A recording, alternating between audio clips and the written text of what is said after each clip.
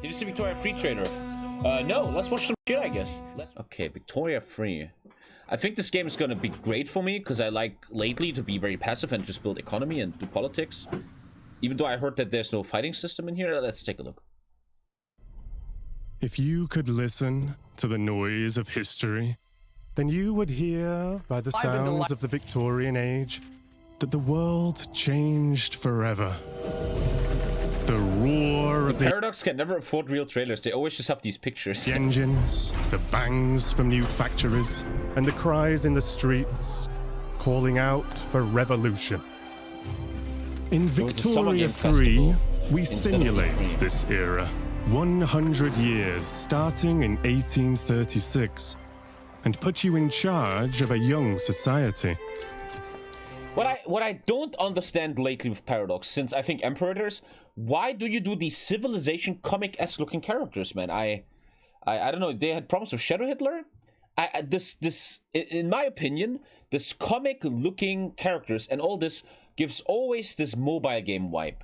It gives a mobile game vibe to me, man. I never understand that.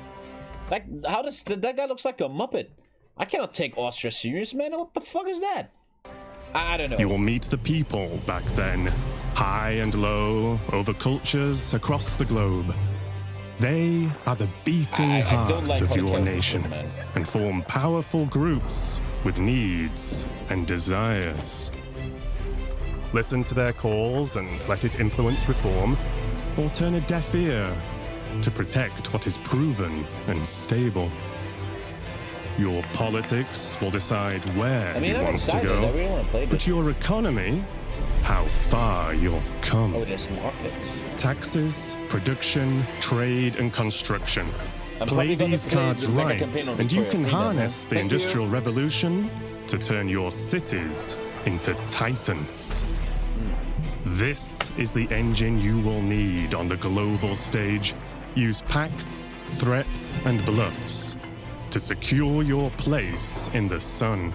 Anything done by war can be achieved with diplomacy. But you can decide when push comes to shove. Okay, there's no war system really, right? You don't have divisions that fight. You write the stories, and over time, the history of your world will be carved into the map. What will your society be like? What is the sound that will echo over continents and be heard over the noise of time as you create your grand tomorrow?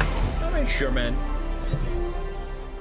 Legend, dude. Delightedly playing Dune Spice Wars, harvesting melange, and trying to figure out how to pronounce Quisatz it doesn't matter.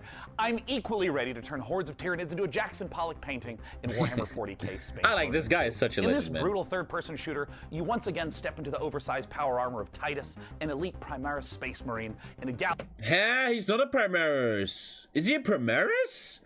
No. The old game is from many years ago when the Primaris didn't even exist yet, right? They are now?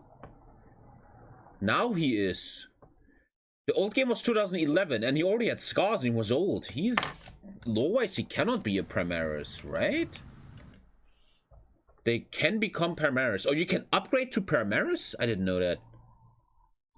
Galaxy immersed in a never-ending war. You can to take us them further in the war? inside the Grimdark, I am joined by Tim Willits and Oliver Hollis, the creative director, on Warhammer 40k Space Marine 2. First of all, thank you so much for joining us. Yes, thank you. Thanks for having us. Good to be here. Now, Tim, I want to start with you. You previously worked at id Software on Doom. How would you say this? Look how he's always looking to the right side because he has to read it. I know the feeling, man. When I do sponsorships, I never can get the text right. So I'm like, hey guys, check out this new product. It's really great. Guy. That is a good question. I bet many people did not know that the original Doom guy was actually a Space Marine, inspired by an even older Space Marine, which is the Warhammer 40,000 Space Marines. So, you know, it's really exciting for me to work on Space Marine 2, you know, because it's a great franchise, and I know that it's inspired so many other video games throughout the last 25, 30 years. Oh, absolutely. And there's so much lore to sift through. And I think this brings us to talk a little bit about the new Space Marine. Dude, there's totally gonna be a scene that's ultra horrifying where you're in a dark room and the fucking Tyranids are coming or some shit. Tyranids are so scary. Oliver, talk to us a little bit about Captain Titus. I would actually think that Games Workshop has told them, the developers and everything involved, to say the word Primaris more often so Primaris starts selling better. I genuinely believe that. What makes this class of Space Marine different from the others in the universe? So the Space Marine is a brainchild of the Emperor, the kind of leader of this. The fucking Emperor, the false god of humanity in the grimdark future. He saw the dangers that the universe presented, and he created a super soldier from his own DNA. And each of these different factions, he did 21 super soldiers out of genetic traits of the Emperor. But what makes the Primaris different is that a guy named Belisarius Cawl, the Emperor's kind of chief scientist, went back, did some digging in the old data, and found a way to enhance the qualities that a Space Marine has by installing new devices, new kind of bio implants in their body. So now these guys are 2.5 meter tall monsters capable of destroying anything in their path. It's reminding me of so crazy how 2 years ago I thought Warhamer is the cringiest shit ever, and now I just love it, man. 1,000 times I rewatched the Astartes animation. It's amazing. It's so exciting. It's so exciting. Yeah, they're talking. Dude, this is a fan-made project, and they talk about it here. And in the trailer, we saw a lot of Tyranids. Are they the main enemy that you're going to be against? And so what makes them such a compelling foe? In this particular game, the Tyranids are the main focus, and what makes them so compelling is that they are extragalactic locust-like creatures. They've come in from goodness knows where. Tyranids are actually hella scary, like wildfire. They devour everything in their path, and they leave nothing in their wake. So one of the great things about the Tyranids is they come in the thousands, and they come in the trillions, mate. The proprietary engine, the Saber Swarm engine, can deliver these epic battles. Now we will have thousands of Tyranids, and you will rip and tear through them all. I mean, that is so thrilling, because this is the sort of thing that older games couldn't even hope to do. I wish they will sell or give you customization of a character. Like, I would like to change my color or stuff. What's the combat like in Space Marine 2? So the combat in Space Marine 2 is a mix of in-your-face melee combat along with some really cool over-the-top weapons. So good, man. You know, we looked at the original Space Marine game where it had a lot of this push-forward combat, which has inspired many other video games, but that never stop, never take cover combat is integral to Space Marine 2, along with these really cool, powerful weapons. So you're either tearing up enemies in front of you, or you're blowing them away from the back of the battlefield. It's the best of both worlds. I mean, that sounds so terrific. And I mean, I know you guys are huge fans of the 40K lore, so I'm curious about, in working on this project, what's been the most fun seeing come together? I mean, what's Saber Interactive focusing on right now? Right at the beginning of the project, Tim and I went to the Warhammer Museum, which was an incredible experience. Oh, that exists? And you go around all these cabinets where these I know that Henry Cavill went there some months ago. Painted by these masters. There's a Warhammer arranged Museum. in these dioramas. Probably in the you find yourself kind of crouching down and looking into the ranks of Space Marines that are facing Tyranids or Orcs or whatever. It's in Nottingham, UK. Tim and I said at that moment was, we need to make this come alive. I don't want to look at this. I want to be inside this. I want to be gunning down Tyranids by the thousands. And so seeing that actually happen and come alive has been thrilling. Am I going to feel like the characters in the Astartes animation? Because if so, then I'm buying the game immediately. Even more so, when you're wielding one of those massive weapons and you're faced with 1,000 Tyranids who all want to eat you alive, and you're just letting rip, and you can see shell casings bursting out of these massive weapons one after another. The sound, the gameplay, the way it feels is all designed to make you feel like the most powerful warrior in the universe. Well, perfect. That answers everything. Thank you so much, Tim. Yeah, that game is pretty fucking sick, man. I am pretty excited for that, man. That's gonna be pretty fucking sick. Even though I think Blizzard is a piece of shit, Diablo Immortal now the lowest rated game ever after Warcraft 3 Reforged. I kind of want to give Diablo 4 a chance, man. Diablo can be very, very, very fun. The problem is Blizzard is just the biggest joke ever, right? And it's hard to take this serious. Thank you, Jabba, man. Diablo 4 is the next generation of action RPG, melding monster slaying and loot collecting with a fully realized open world. It's not for the faint of heart. It's gory and unnerving. It's creepy. Diablo IV is all about player choice.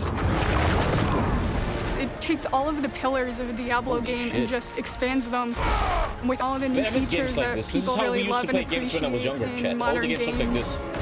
You look like from bird eye view on a character. Whoever you see yourself being. Is that a being, necromancer? Oh, dude, everybody's gonna play necromancer. You can create in Diablo 4. It's important to include robust character customization because then I can play the fantasy that I want to play. Dude, literally, all these girls you just saw, that's how all the girls look in my neighborhood. Robust character customization because then I can play the my neighbor, fantasy. That guy lives across the next door. I see this girl in the market all the time. This is how they all look where I live, dude. I swear to God. It allows you to that looks switch fucking around cool, your playstyle as well. Oh shit, frostblock. Damn. Everything feels very powerful and fun. I might want to play a two-handed barbarian, man. One of the really cool things about having an open world is your journey that you take throughout Diablo 4 is your own. There's no linear path that you have to follow. That's cool. We've got almost 150 dungeons in the game. There's all kinds of surprises as you're exploring. Strongholds are an enemy territory that you need to reclaim. You might have a space that begins as a hostile area, right? You could play with someone. But after you've cleared it out, the evil in this place has been cleansed. It now becomes a friendly town. I just hope this game has no fucking, if I pay money, I get a better weapon or something. Sometimes it's a new dungeon. There's a whole bunch of rewards that you get. And you have a real impact on the world as a result. No, you can't leave us here. They might come back any moment. Local events are really cool little story segments that happen within the open world. You'll just be running through the world, and then a local event will pop up, and you can choose to participate in it. I'm not or supporting get a that group anymore. together and just wail on these like giant world bosses. These are events that take a lot of people, and you really have to work together. And it looks so fucking sick, dude. Being able to see all the players on your screen, collaborating, trying to take this big monster down. They said only cosmetics? Let's hope so. If there's pay to win, I'm instantly gone, man. It's so easy to create a community. It makes Hey, man, Diablo more of a social experience. We've got fully enabled crossplay. If you have an Xbox and your buddy has a PC, you're going to be able to group up. Or you could play couch co-op. Two people on a couch can sit there and have a great experience. Playing a rogue or a ranger. We've created specific zones where players can engage in PvP. If you go there, you can start swinging away at This looks a little bit like Elden Ring, but you're also opening yourself up to being swung at. If you're like really, really good, the game actually marks you as like a champion on the map. You basically become a loot pinata, and everyone wants to chase you down. Loot pinata. The last story mission is really the beginning of a whole different part of the journey. Now you're set up for the end game, and that end game is rich with things to do that allow you to get more and more powerful. Whether it's new items or new dungeons, Diablo, but in the end, you just make the same dungeon again and again, every and the single dungeon time gets you come harder and back harder to and play harder, Diablo 4, there's and going the to be gear new gets stuff better, for you and you can to like infinitely experience. make it harder. And it's something that we're going to support for years to come. Kind of. I'm really excited for folks to get their hands on Diablo 4. The one thing Blizzard always Just to see millions of people really enjoying the different options. Through the campaign, local events, couch co-op, endgame, PvP, it almost doesn't end. Can't wait to see. And we are so close. Brother, congratulations! You watched the video till the end. How about you check this video out too? You're already here. Check it out.